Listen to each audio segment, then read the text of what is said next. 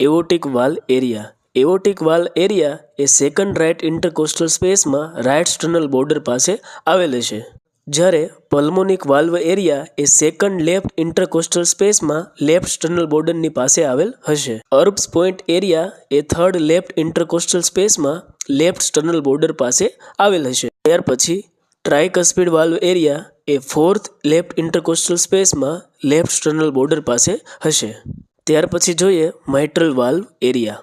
માઇટ્રલ valve area એ fifth ઇન્ટરકોસ્ટલ સ્પેસમાં left mid ક્લેવિક્યુલર line પાસે assess થશે, જ્યારે ગિબ્સન એરિયા એ લેફ્ટ ફર્સ્ટ ઇન્ટરકોસ્ટલ સ્પેસમાં સંભળાશે.